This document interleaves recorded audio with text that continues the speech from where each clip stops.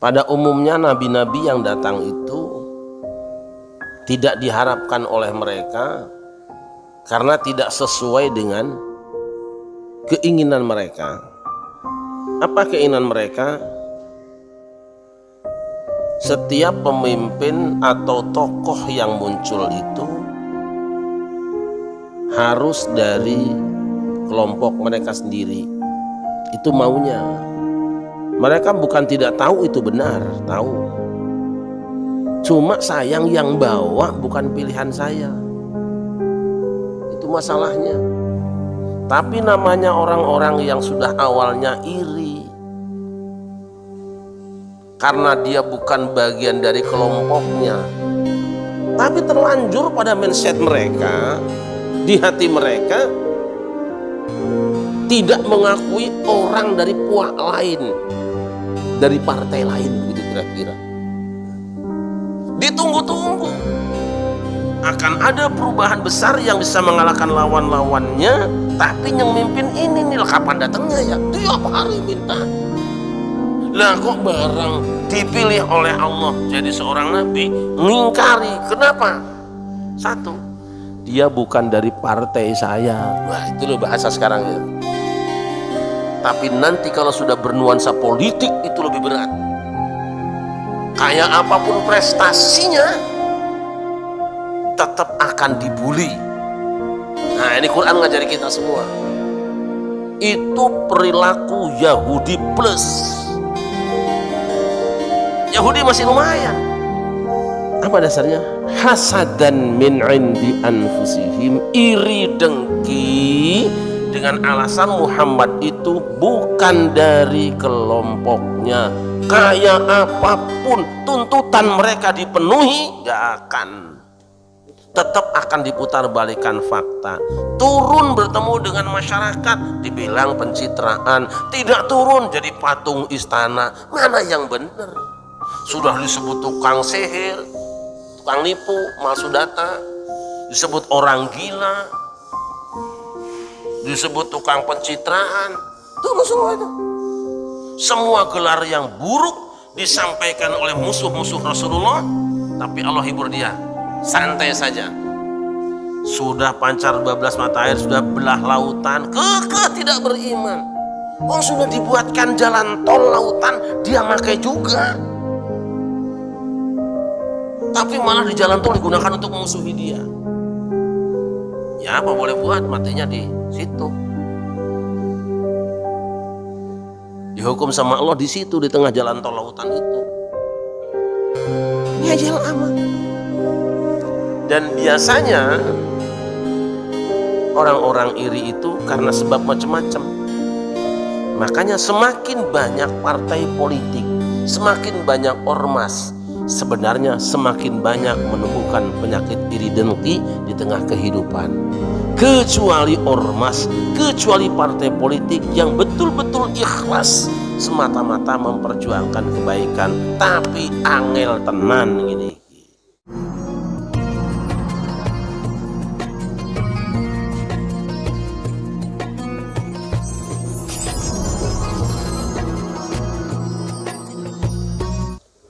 A'udzu billahi minasyaitonir rajim. Bismillahirrahmanirrahim. Wa qala alladziina laa ya'lamuuna laulaa yukallimuna aw ta'tiina aayah. Kadzalika qala alladziina min qablihim mithla qawlihim tashabahat qulubuhum qad bayyana al-aayaati liqaumin yuqinuun. Inna arsalnaaka bil haqqi bashiiran wa nadhiiran wa laa tus'alu 'an ashaabil jahiim. Wa lan tardha. Bismillahirrahmanirrahim. Dan orang-orang yang tidak mengetahui berkata, mengapa Allah tidak berbicara dengan kita atau dan datang tanda-tanda kekuasaannya kepada kita. Demikian pula orang-orang yang sebelum mereka telah berkata seperti ucapan mereka itu. Hati mereka serupa, sesungguhnya setelah kami jelaskan tanda-tanda kekuasaan kami kepada orang-orang yang yakin, sungguh kami telah mengutusmu Muhammad dengan kebenaran sebagai pembawa berita gembira dan pemberi peringatan, dan engkau tidak akan diminta pertanggungjawaban tentang penghuni-penghuni neraka. yang dibicarakan di dalam ayat ini dan digelari dengan orang-orang yang tidak punya ilmu itu dua golongan. Satu, orang-orang musyrikin Arab. Yang kedua, orang-orang ahlul kitab Yahudi dan Nasrani.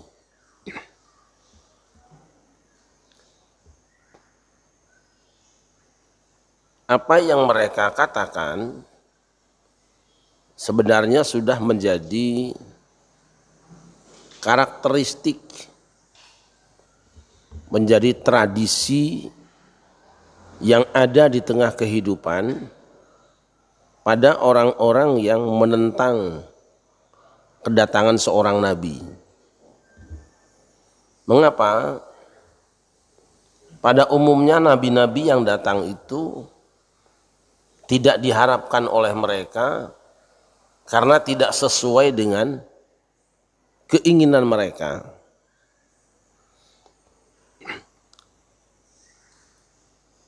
Apa keinginan mereka? Setiap pemimpin atau tokoh yang muncul itu harus dari kelompok mereka sendiri. Itu maunya.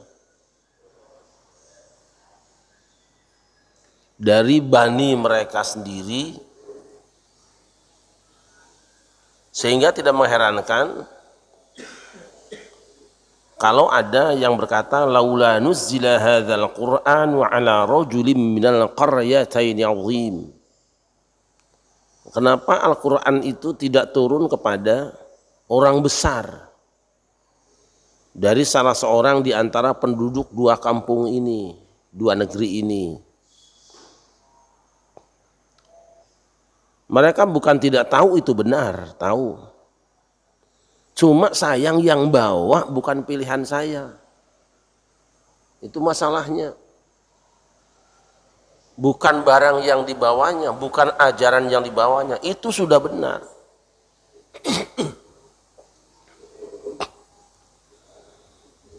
Itu salah satunya. Prakteknya orangnya juga membuktikan bahwa kedatangan dia itu benar sebagai utusan Allah. Bukti-buktinya ada, prediksi di kitab lama juga ada, pokoknya semua lengkap. Perlengkapan untuk mengakui bahwa dia seorang nabi sudah lengkap. Di ayat terdahulu disebutkan bahwa nabi ini akan datang, pas. Ciri-cirinya ini pas. Yang diomongkannya pas. Perilakunya juga pas. Bahkan daerah tempat tinggalnya pun pas.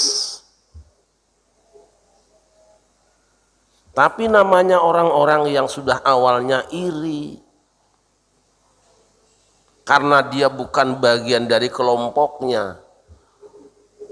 Kan suku Israel itu 12. Kalau sukunya satu saja, baninya itu satu, mungkin tidak rumit. Tapi ketika terbagi menjadi 12 suku, itu pun sudah beda. Maunya si suku A ya dari suku A, B ya suku B, dari kelompok A ya A, B ya B. Nah ketika Bani Ibrahim itu terpecah menjadi dua, ada Bani Ismail dan Bani Ishak. Puak Bani Israel yang selama sekian ratus tahun berkuasa memegang tampuk kekuasaan kenabian, tiba-tiba pindah kepada Bani Ismail, itu berat. Berat.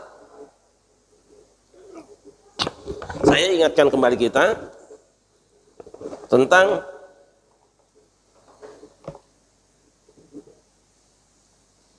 nabi-nabi itu. Dari Ibrahim, kemudian terbagi dua. Ismail dan Ishak. Yakub. Yusuf, Syuaib, Harun, Musa, Ilyasa, Zulkifli, Dawud, Sulaiman, Ilyas, Yunus, Zakaria, Yahya, baru dari sini Muhammad.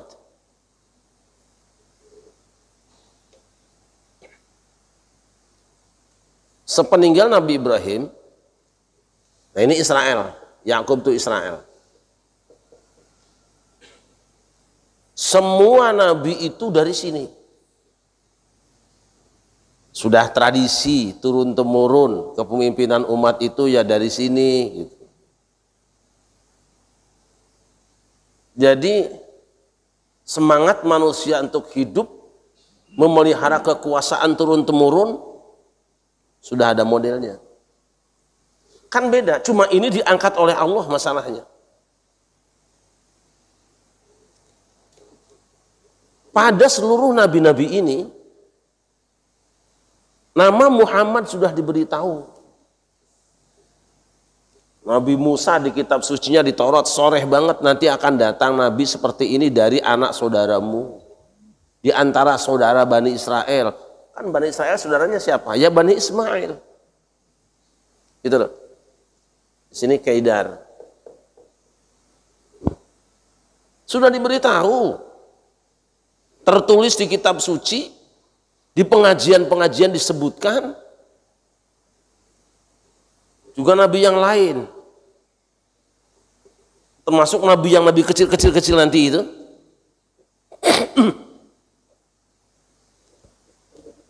Ini Isa, lupa tadi Isa. Sampai di kitabnya Nabi Isa disebutkan, bahkan pengajian Nabi Isa tiap hari menyebutkan akan datangnya Muhammad, sudah ada.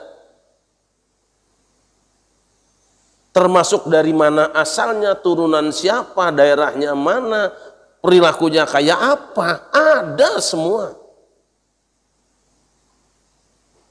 Tapi terlanjur pada mindset mereka, di hati mereka, tidak mengakui orang dari puak lain, dari partai lain, begitu kira-kira. Dan mereka berdoa pagi, siang, dan malam.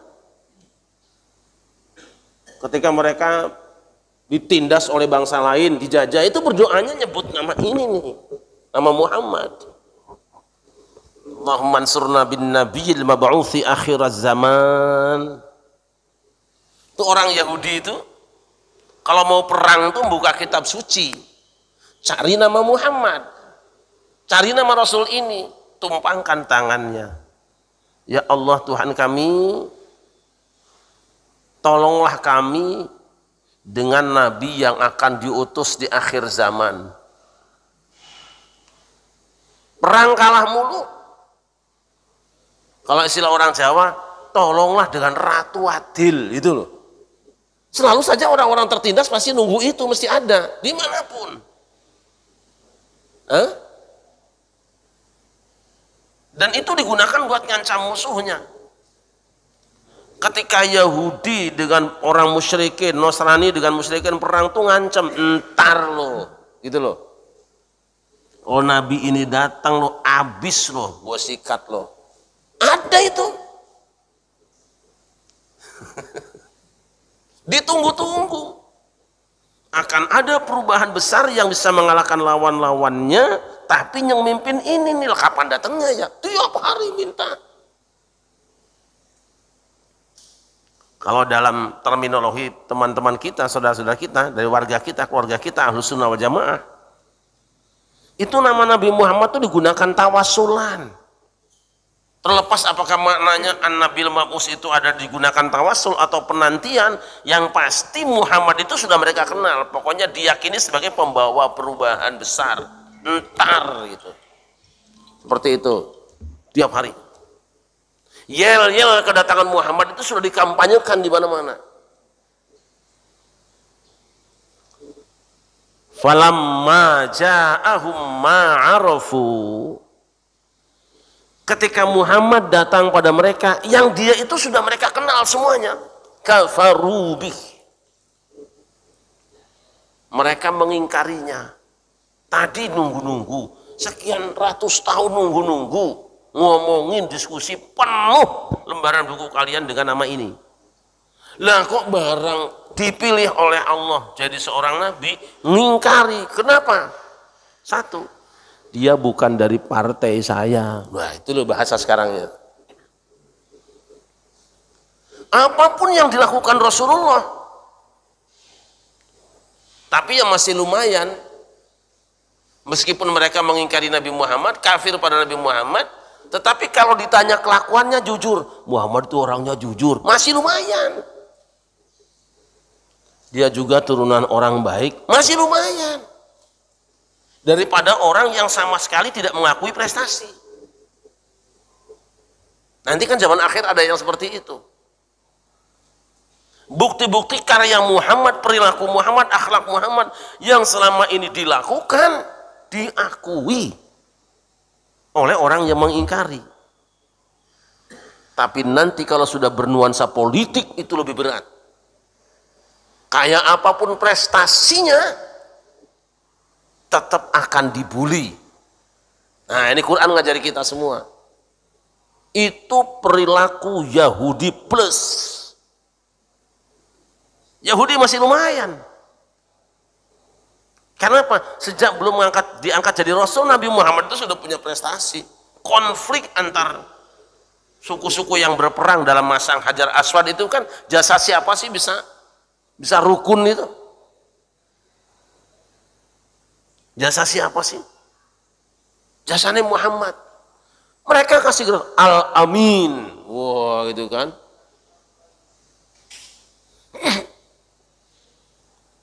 Satu-satunya yang menyebabkan mereka menolak kerasulan Muhammad dan menolak ikrar setia tentang kenabiannya adalah karena Muhammad itu bukan dari sukunya.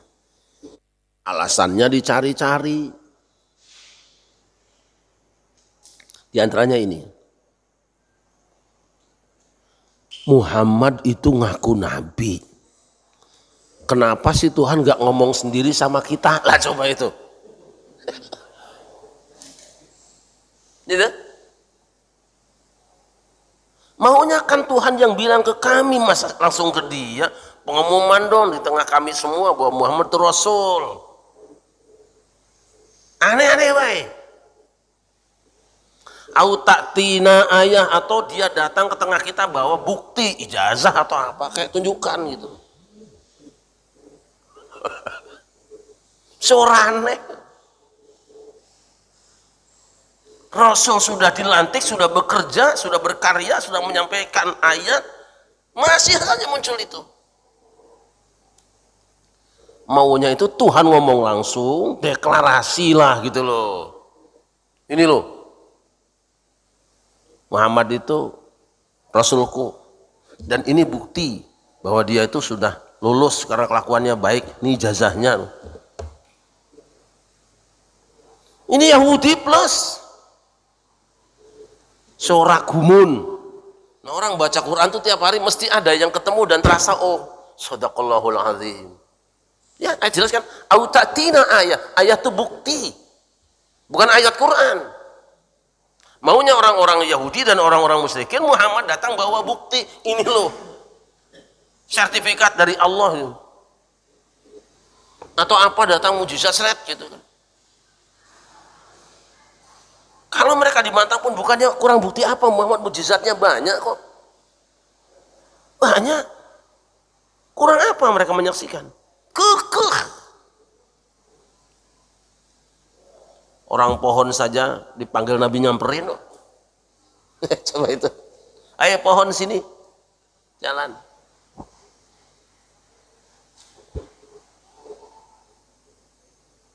Kalau kita kan hormat bendera, ini benderanya hormat ke Rasul gitu kira-kira.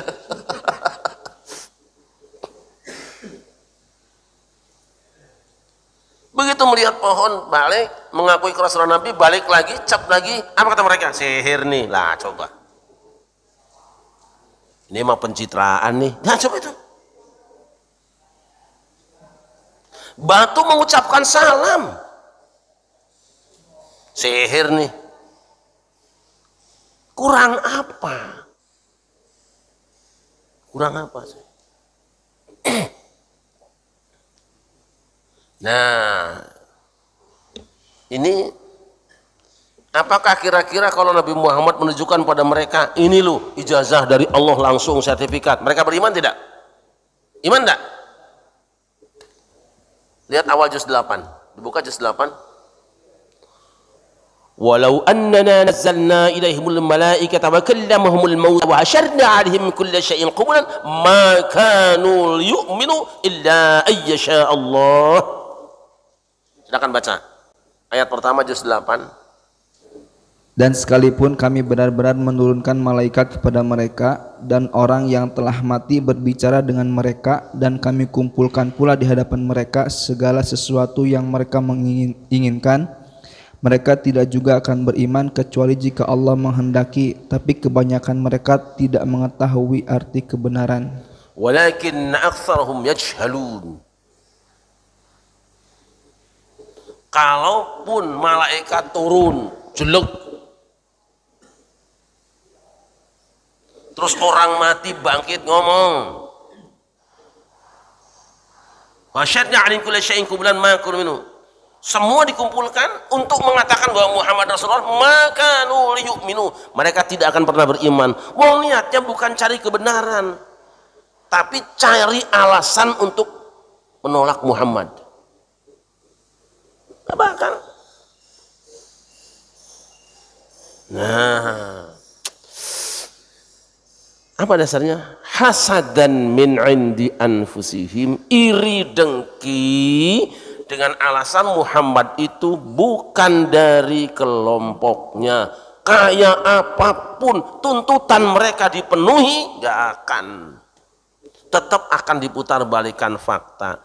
Turun bertemu dengan masyarakat, dibilang pencitraan. Tidak turun jadi patung istana. Mana yang benar? Kan sih. Ini ngomongin kita sendiri ya. Ngomongin kita sendiri, jangan orang lain. Maka yu'minu. Maksudnya apa? Hai Muhammad, gak usah ribet, kerjakan tugasmu, laksanakan kewajibanmu, lurus karena Allah, jangan hiraukan orang yang mengganggumu, sebab umat lebih butuh daripada mereka. Seperti itu. Sudah disebut tukang sihir, tukang nipu, malsudata, disebut orang gila, disebut tukang pencitraan, itu semua itu. Semua gelar yang buruk disampaikan oleh musuh-musuh Rasulullah, tapi Allah hibur dia, santai saja. Terus, nah itu ayatnya ya. Kadzalika, itu dasarnya Pak. Alladzina la ya'lamun, orang yang tidak tahu apa-apa, cuma percayaan dengan postingan orang. Modalnya ujare, ecek, cenah, katanya. Malah ya'lamun. Kadzalika qala alladzina min qablihim mithla qaulihim, mereka punya senior Muhammad. Sudah ada pendahulunya yang model perilakunya kayak mereka, wis enggak usah dihiraukan.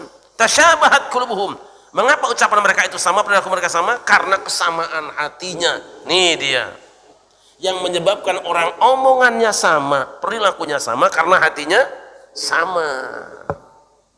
Sebab hati itu raja, anggota badan adalah kabinetnya. Apa yang dilakukan menterinya tergantung petunjuk rajanya.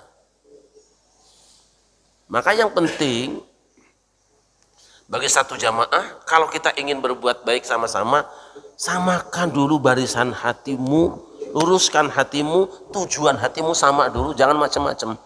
Satu jamaah ada 10 orang pun kalau tujuannya macam-macam, hancur nanti. Ini mau wiridan nih, yang satu tujuannya supaya kenal dengan pejabat, yang satu yang penting dekat dengan kiai bisa ngopi bareng, yang ketiga supaya dapat proyek, yang keempat supaya ini. Itu hancur itu. Harus sama. Konsentrasikan hatimu bareng kepada Allah, karena akan kuat. Seperti itu. Lah, qad bayyana al-ayati liqaumin yuqinun. Kami sudah jelaskan bukti-bukti baheula. Para nabi sudah bawa mukjizat semua, kekeh yang tidak iman apa tidak iman. Tongkat Nabi Musa jadi ular. Ular tukang sihir kalah, anger be Firaun tidak beriman. Anger. Yang beriman wong cilik. Sudah pancar 12 mata air, sudah belah lautan, kekeh tidak beriman. Oh, sudah dibuatkan jalan tol lautan, dia pakai juga. Tapi malah di jalan tol digunakan untuk memusuhi dia. Ya, apa boleh buat, matinya di situ. Dihukum sama Allah di situ, di tengah jalan tol lautan itu. Ngejel amat. Nabi Isa sudah bisa menghidupkan yang mati, menyembuhkan macam-macam penyakit. Kekeh tidak beriman. Lah kurang apa? Memang dasarnya bukan mau beriman, iri. Nabi Muhammad sudah menunjukkan semuanya. Makanya Muhammad, kalau kamu menjelaskan, menunjukkan semua argumenmu, otak mereka mungkin nerima, tapi iri mereka menutupinya. Wis, tidak usah khawatir. Yang penting tugasmu itu jalankan tugasmu, laksanakan risalahmu. Nilaimu di hadapanku bukan berapa jumlah yang beriman padamu, tapi kerja kerasmu. Itu. Nah, inna arsalnaka bil haqqi basyira wa nadhira wa la tus'alu an ashabil jahim. Muhammad, kami mengutus engkau itu bil haqq. Nanti ada muta'alliq, ada juga bil haqqnya bil Quran. Kami betul-betul mengutus engkau bil haqq, membawa kebenaran, yaitu Al-Quran atau Al-Islam. Tugasmu apa? Basyiran wa nadhiran. Memberi kabar gembira akan kemenangan di dunia dan kebahagiaan di akhirat bagi yang beriman. Wa nadhiran, dan ancaman kekalahan dan kesengsaraan di akhirat nanti. Kekalahan di dunia, kesengsaraan di akhirat bagi yang mengingkari. Wes, sampaikan saja. Yang nanti kalau kamu beriman, kamu menang di dunia, bahagia, selamat di akhirat. Tapi kalau kamu tidak beriman, nanti kamu sengsara dunia, celaka di akhirat. Sampaikan aja. Wala tus'alu an ashabil jahim. Kamu tidak akan diminta pertanggungjawaban tentang orang-orang yang memang menjadi penghuni neraka jahim. Bukan urusanmu. Iman tidak iman bukan urusanmu. Dia masuk neraka memang umatmu, tapi kamu sudah sampaikan dia tidak beriman. Bukan kamu yang salahnya, salah dewe. Tuh. Beliau adalah mubasyiran. Inna arsalnaka syahidan wa mubasyiran wa nadhiran wa da'iyan ila Allah biiznihi wa sirajan munira. Ini seorang manusia yang sempurna prestasi hidupnya. Inna arsalnaka bil haqqi basyiran, di sini mubasyiran. Jadi yang dimaksud dengan basyiran adalah mubasyir. Basyara basyiru tabsyiran. Memberikan kabar gembira. Ini Nabi Muhammad itu kata Allah, kami utus kamu bil haqqi dengan kebenaran Al-Qur'an. Ini inna arsalnaka syahidan sebagai saksi, pembasyiran memberi kabar gembira, wa nadhiran dan ancaman, wa da'iyan dan sebagai dai penyeru kebenaran, ilallahi kepada Allah biiznihi. Sudah dapat izin dari Allah, dengan izin Allah. Ini saya kalau membaca ini ngeri juga. Kalau mau jadi da'iyan tuh biiznihi. Rumangsane kowe ngomong wis memang wis patut apa durung? Berarti bil ilmi, dengan ilmu. Bukan dengan merekayasa kata, ngatur omongan. Seakan-akan ada apa ketentuan, yen kue mau ngomong, mau mulang harus ada ijazah. Biiznihi. Wih, jangan main-main. izin ini loh. Ini Allah kepada Rasulnya, Rasul kepada sahabat. Sahabat membagikan izin ini kepada siapa? Tabi'in. Tabi'in ini memberikan izin pada tabi'un tabi'in. Ini ulama dan seterusnya. Ini izin ini harus dibawa. Dari mana kamu ijazahmu? Mulang kue karepe sopo? Ada enggak? Dah ini enggak akan saya bahas dulu lah. Takut kepanjangan nanti. Yang pasti